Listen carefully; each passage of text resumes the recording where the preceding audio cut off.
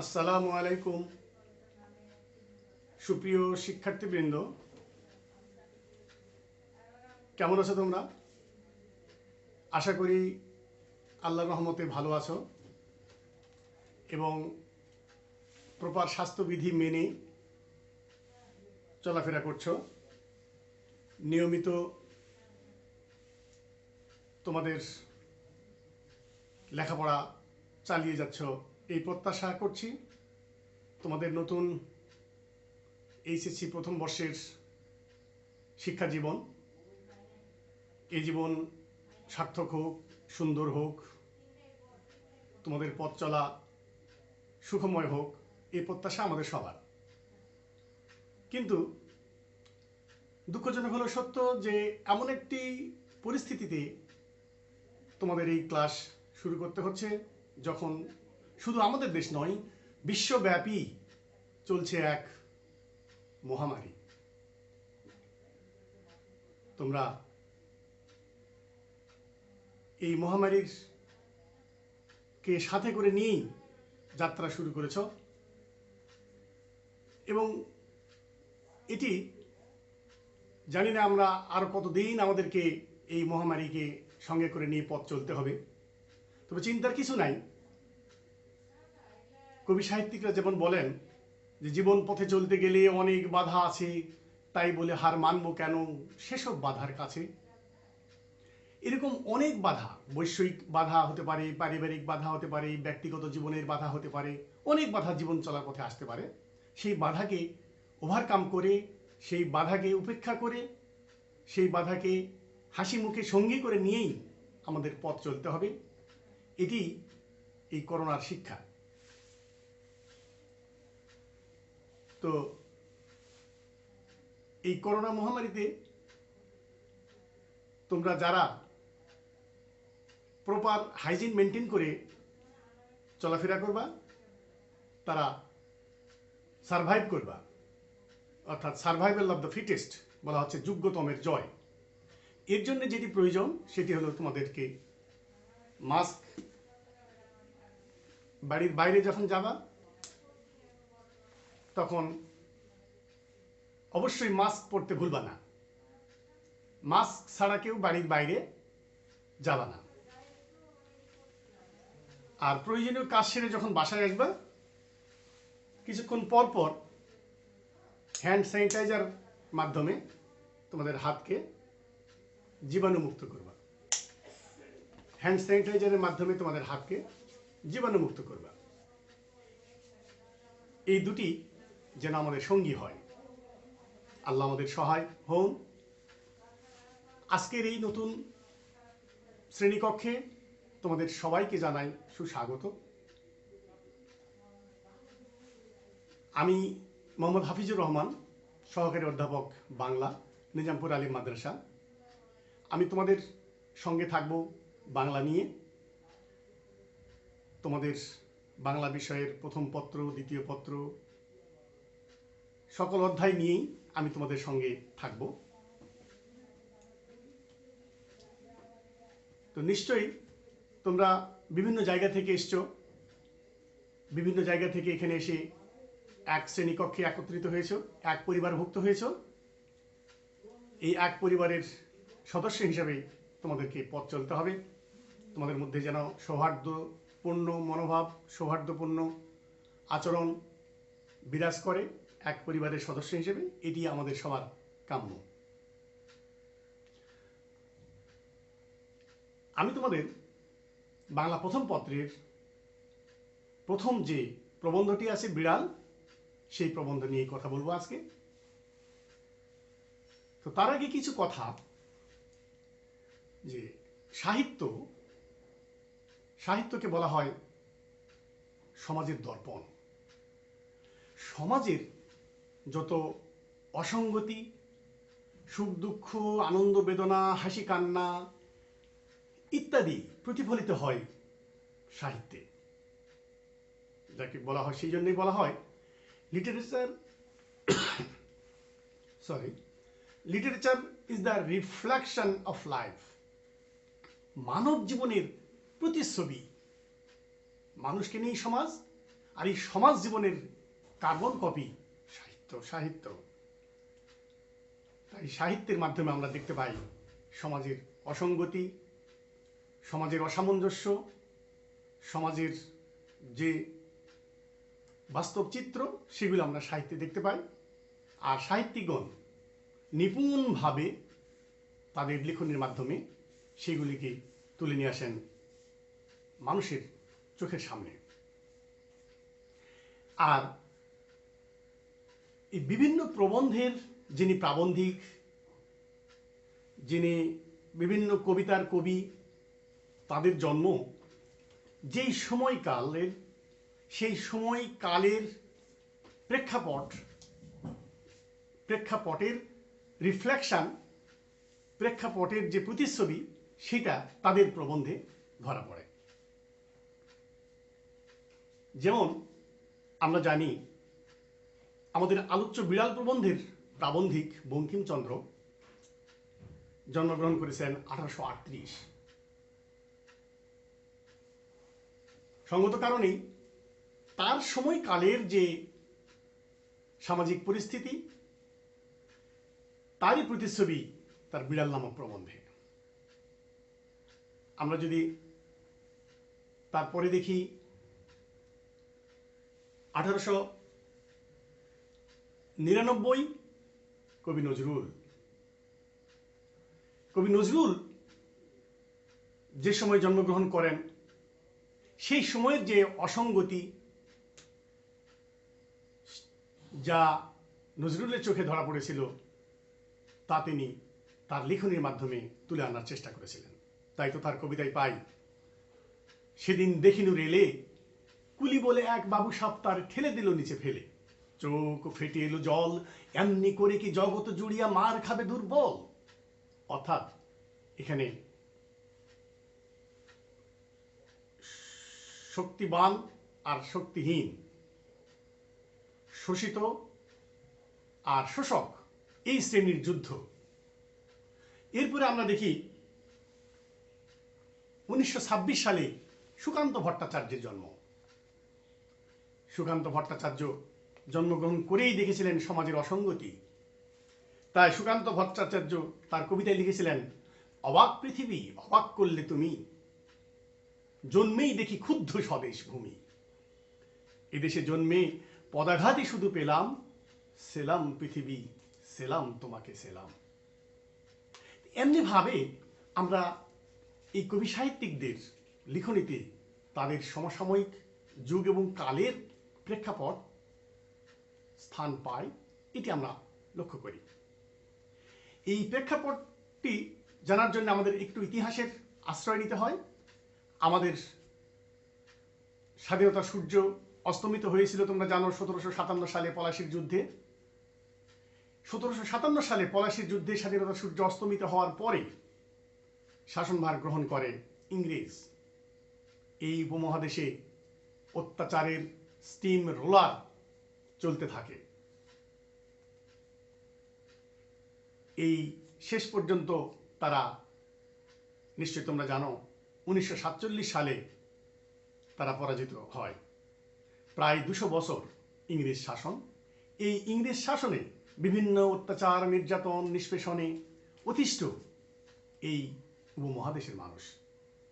সেই সময়ে আমাদের এই সাহিত্যের পদচারণা, আর সেই সময়ের সেই অত্যাচার নির্যাতনকে যারা শক্তি সামর্থ্য দিয়ে সম্মুখ সমরে অংশগ্রহণ করেছিলেন, সেই ক্ষুদিরাম বসু,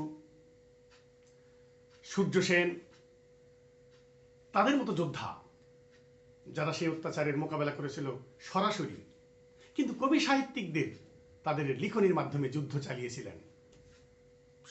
সেই অত্যাচার নির্যাতন কবি সাহিত্যিকরা যুদ্ধ করেছিলেন লিখনির মাধ্যমে। তেমনি একজন যোদ্ধা, তেমনি একজন সমাজের অসঙ্গতিকে সবার চোখের সামনে তুলে ধরার ব্যক্তিত্ব বঙ্কিমচন্দ্র চট্টোপাধ্যায়, আজকের এই প্রবন্ধের প্রাবন্ধিক এবং তোমাদের আলোচনার প্রথম প্রবন্ধ বিড়াল। এটি বিড়াল একটি প্রতীকী চিহ্ন। এই বিড়াল সমাজের শোষিত, নির্যাতিত, নিষ্পেষিত, বঞ্চিত মানুষের প্রতিনিধি। পক্ষান্তরে কমলাকান্ত একজন ধনী, উচ্চবিত্ত সেই শ্রেণীর প্রতিনিধি। এই দুই শ্রেণীর প্রতিনিধির যে অবস্থা, বঞ্চিত মানুষের হাহাকার প্রকাশ পেয়েছে বিড়ালের জবানিতে, আর উচ্চবিত্ত ধনাঢ্য ব্যক্তিদের মনোভাব প্রকাশ পেয়েছে কমলাকান্তের মধ্যে দিয়ে। এই লেখক, কালজয়ী লেখক, প্রাবন্ধিক বঙ্কিমচন্দ্র চট্টোপাধ্যায়, তার জন্ম 1838 সালে 26শে জুন পশ্চিমবঙ্গের 24 পরগনার কাঁঠালপাড়া গ্রামে। তোমরা লক্ষ্য করছো যে পশ্চিমবঙ্গের 24 পরগনার কাঁঠালপাড়া গ্রামে তার জন্ম। পশ্চিমবঙ্গে হলেও তার বাবাও ছিলেন ডেপুটি কালেক্টর, তার বাবাও ছিলেন ম্যাজিস্ট্রেট। সেই সুবাদে বিভিন্ন জায়গায় চাকরি এবং বদলি। বাবার চাকরি এবং বদলির সঙ্গেই বঙ্কিমচন্দ্র, এবং শুধু বঙ্কিমচন্দ্র নন, বঙ্কিমচন্দ্ররা 4 ভাই, তারা সবাই বাবার সঙ্গে, বাবা যেখানে বদলি হয়েছেন বাবার সঙ্গে সঙ্গে তারা সেখানে চলে গেছেন। এবং একসময় বঙ্কিমচন্দ্রের কর্মস্থল ছিল খুলনা যশোর এলাকায়। এই অঞ্চলে উনি ম্যাজিস্ট্রেট ছিলেন। ম্যাজিস্ট্রেট থাকাকালে বিচারিক কার্য পরিচালনা করার সুবাদে উনি দেখেছেন সমাজের অসঙ্গতি, ক্ষুধার্ত মানুষের হাহাকার। উনি কান পেতে শুনেছেন, দরিদ্র, বঞ্চিত, ক্ষুধার্ত মানুষের হাহাকার দেখেছেন। সে সময় উচ্চবিত্ত আর নিম্নবিত্ত এই দুইয়ের একটি অবস্থা সৃষ্টি হয়েছিল। একদিকে মানুষ হাহাকার, বঞ্চিত, নর্দমা থেকে উচ্ছিষ্ট খাবার খায়, আরেকদিকে রাজপ্রাসাদে উপবেশন করে রাজভোগে ক্ষুধা নিবারণ করে। পক্ষান্তরে পথের ধুলায় আশ্রয় নিয়ে উচ্ছিষ্ট দ্রব্য ভক্ষণ করে ক্ষুধা পিপাসায় ধুকে ধুকে মরে। এই যে দুই শ্রেণীর মানুষ, এই দুই শ্রেণীর মানুষের কথোপকথন আমরা পাব আজকের আলোচ্য এই বিড়াল প্রবন্ধে। এই বঙ্কিমচন্দ্র চট্টোপাধ্যায় তোমাদের বহুনির্বাচনী প্রশ্নের জন্য আসতে পারে যে সাহিত্য সম্রাট ছিল তার উপাধি, যে বঙ্কিমচন্দ্রকে কি উপাধিতে ভূষিত করা হয়? আমরা জানি তাকে বলা হতো সাহিত্য সম্রাট। বঙ্কিম শব্দের অর্থ বাঁকা, চন্দ্র মানে চাঁদ। কোথাও কোথাও এমনও পাওয়া যায় যে সাহিত্যে বাঁকা চাঁদ নামে কে ছিলেন? উত্তর বঙ্কিমচন্দ্র। তার গ্রন্থের সংখ্যা 34, উপন্যাস সংখ্যা 14। এই বঙ্কিমচন্দ্রের 14টি উপন্যাসের মধ্যে সার্থক উপন্যাস দুর্গেশ নন্দিনী। বাংলা সাহিত্যের প্রথম সার্থক উপন্যাস দুর্গেশ নন্দিনী, কিন্তু এটি প্রথম উপন্যাস নয়। আমরা জানি আলালের ঘরের দুলাল প্রথম উপন্যাস, লিখেছেন প্যারীচাঁদ মিত্র। এটি প্রকাশিত হয় 1858 খ্রিস্টাব্দে। তা 1858 খ্রিস্টাব্দে প্যারীচাঁদ মিত্রের আলালের ঘরের দুলাল এটি হলো প্রথম উপন্যাস। কিন্তু 1865 সালে দুর্গেশ নন্দিনী লিখতেছেন বঙ্কিমচন্দ্র, এটি তখন বাংলা সাহিত্যের প্রথম সার্থক উপন্যাস।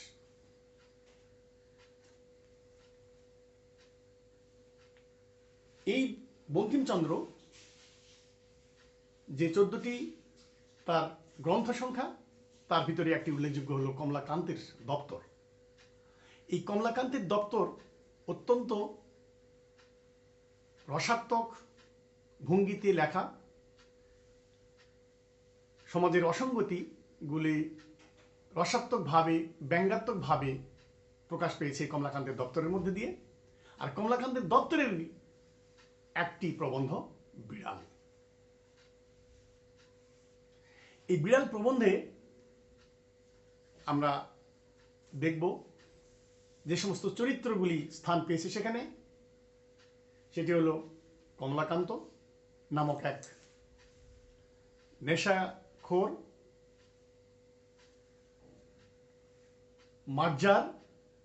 মার্জার অর্থাৎ এক বিড়াল, আর আছে নেপোলিয়ান। এই নেপোলিয়ান একজন বিখ্যাত ব্যক্তিত্ব। এর একটি প্রবাদ আছে যে নেপোলিয়ান, আমরা সবাই জানি, বলেছিলেন যে তোমরা আমাকে শিক্ষিত মা দাও, আমি তোমাদেরকে শিক্ষিত জাতি উপহার দিব। এই নেপোলিয়ান বলেছিলেন।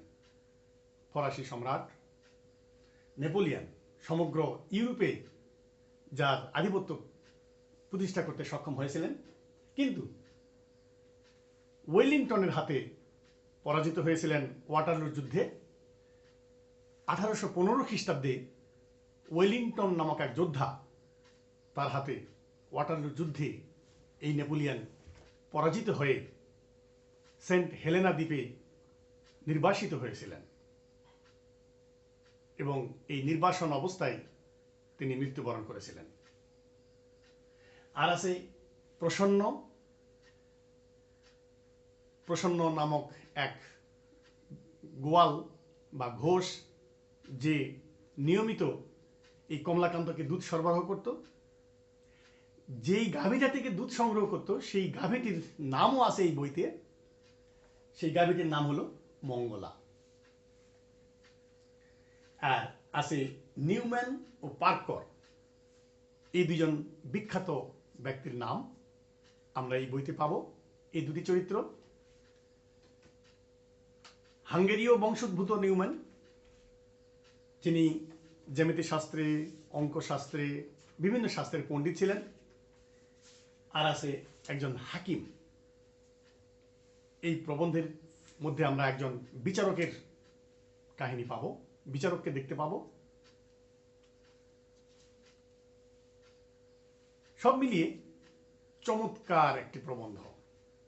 এবং তোমরা নিশ্চয়ই লক্ষ্য করবে এই প্রবন্ধের দুটো পার্ট আছে। প্রথম পার্ট বা প্রথম অংশটি হাস্যরসাত্মক, হাসতে হাসতে যেন সমাজের অসঙ্গতিগুলিকে প্রকাশ করা, সমাজের অনিয়ম অসঙ্গতি এগুলিকে প্রকাশ করা হাসির মাধ্যমে। এবং এর দ্বিতীয় অংশ গিয়ে আমরা দেখতে পাব যে সত্য কথা, আসল যে কথা, সেগুলি প্রকাশ পেয়েছে ব্যঙ্গাত্মক ভঙ্গিতে। সমাজের যা চিকিৎসা প্রয়োজন, সেই চিকিৎসামূলক বক্তব্য আমরা পাবো এর শেষাংশে। তো আজকে এই পর্যন্তই। ইনশাল্লাহ আগামী ক্লাসে আমরা মূল প্রবন্ধে প্রবেশ করব এবং তখন গিয়ে দেখব যে এই যে আমরা বললাম অত্যন্ত রসাত্মক একটি প্রবন্ধ, জীবন ঘনিষ্ঠ একটি প্রবন্ধ, তার শুরু কিভাবে হয়, তার ডায়লগ কিভাবে হয়, কে কাকে কিভাবে সেই বাক্যবাণে জর্জরিত করে, ইত্যাকারগুলো আমরা দেখব। ততদিন তোমরা ভালো থাকবে, সুস্থ থাকবে। আবারও বলছি, প্রপার হাইজিন মেনটেন করে লাইফ লিড করবে। আল্লাহ আমাদের সবাইকে সুস্থ রাখুন, আল্লাহ আমাদের সহায় হন। আমিন।